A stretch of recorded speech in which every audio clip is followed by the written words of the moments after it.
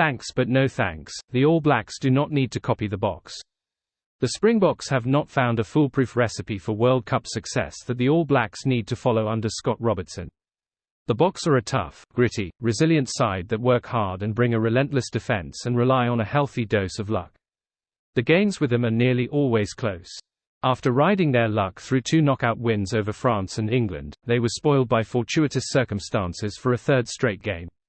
The 12-11 win in the final over New Zealand came against a team down to 14 men for a combined 64 minutes after Frizzell was sin-binned for falling on the leg of an opposition player and Kane was red-carded for a rising tackle. Losing hooker Bongi Mbonambi to injury for the match was indeed a massive blow. South Africa's line-out turned to a malfunctioning mess with flanker Dion Fourie throwing, but the undeniable absence of a player for 80% of the World Cup final had a much greater impact. The All Blacks played a man down for the majority of the game but still nearly won. That's everything you need to know. One side had to cling on for dear life against an undermanned opponent, the other only lost due to their own mistakes, irrespective of the cards. The night's events unfolded with one side on the receiving end of some fantastic good fortune in the first half. The Frizzell incident cost the All Blacks a cheap 3 points inside 2 minutes and a man off the field for 10 minutes. The second 3-pointer for South Africa came after a sustained period of attack that deservedly won a penalty when Ethan de Groot didn't roll away.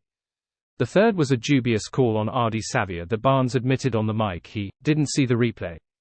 It was by all accounts a textbook pilfer, hands on the ball with body weight supported by feet. The clean couldn't disrupt Savea's position. Instead of an All Blacks penalty, it was 3 more cheap points for South Africa. 6 of the first 9 points were Leprechauns gold, most teams would have loved to got those. By this point the rugby gods had blessed this side more than they deserved. Minutes earlier the bounce of the ball gave South Africa a big break when Jordie Barrett's chip kick found an empty backfield inside the 22. The ball bounced out of the path of the leading chaser Ardie Savea, into the path of fullback Damian Willemse, seemingly saved by divine intervention. The bounce of the ball cost the All Blacks a definitive 2 points, possibly 4, with the rather straightforward conversion. They settled for a penalty goal. But the coup de grace was still to come, Sam Cane's first red card as a professional player that handed the Springboks an early Christmas present. You see, many of the innocuous moments that saved the Springboks bacon in Paris were largely out of their control. They had no sway over the bounce of Jordie Barrett's chip, Sam Cane's tackle height or Barnes' view of Savea's poach. So when you look at what to copy from South Africa's plan, you might as well buy some ladybugs, horseshoes, a 4-leaf clover. Anything else that you think might bring the same amount of incredulous luck that this team was blessed with. How many rabbit's feet do you need to own for a TMO to operate outside their jurisdiction and overturn a try past 4 phases? Or for Mo'unga and Jordie Barrett to miss 2 potential lead-taking kicks? Or for a time-wasting warning to not go punished on a scrum feed?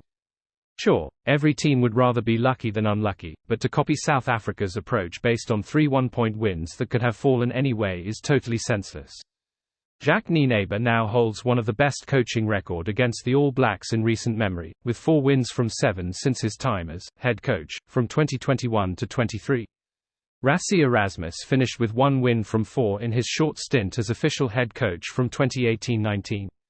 They have reignited the rivalry to be competitive, but combined they have 5 wins from 11, still less than a 50% win rate against the All Blacks despite winning 2 Rugby World Cups. They haven't been able to post a winning record over the All Blacks, and now Robertson is supposed to copy them. Fair us. New Zealand Rugby made the mistake of chasing South Africa's style a long time ago, adopting 10-man rugby and becoming obsessed with size and power up front to match theirs.